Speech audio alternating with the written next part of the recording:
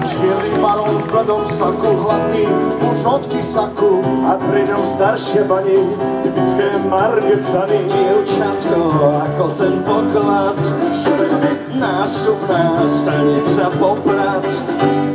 Muž, čo dáva si tu, od brku až do svitu.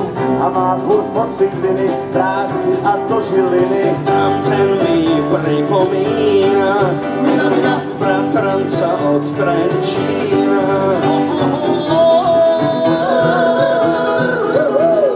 A ten chlapík v žltej veste má vraj prácu v Novom Meste. Kam sa dá ísť takou vestou, rozhodne nie za nevestou. Jedna dáma stále praví, že má lístok do Trnavy. Ale platil len do včera, skleróza si nevyberá. Čašník jedlo neprináša, možno, že je z Mikuláša. Donesie ho, až keď zaznie, tu sú Františkovi lásne. A tí štyria sú škodrí, tam tí budú asi zmodrí. Sprievodca má v očiach smútok, zadržiava už od vrútok. Tak mu pravím, milý pane, strč prst, skrz krk, nebadane.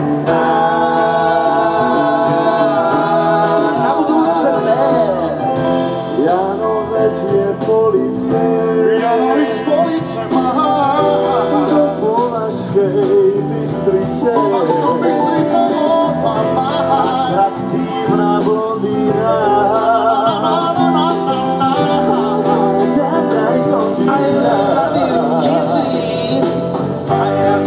Stále kričia, že chcú ísť do zahraničia.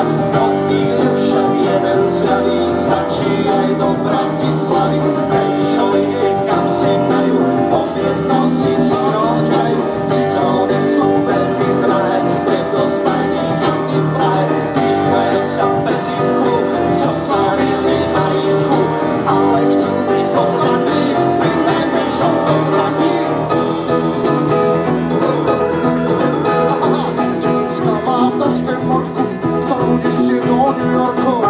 Sa ženie hurtom do Bohanu nad Frankfurtom. Nesie im tam naše párky a predaje sa dve marky. Ten, čo si pýta strapu, prestupuje cez Ostravu. Možno mu ten liter vína vydrží až do kolína. Pri resky a suchej ríši začne snívať o Paríži.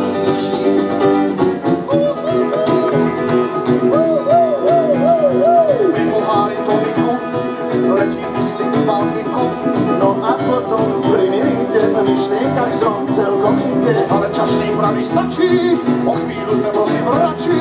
Každý ako správny Slovák zaneká tu zo pár stovák. A vráti sa povinne, zorne k svojej rodine. A vráti sa povinne, zorne k svojej rodine.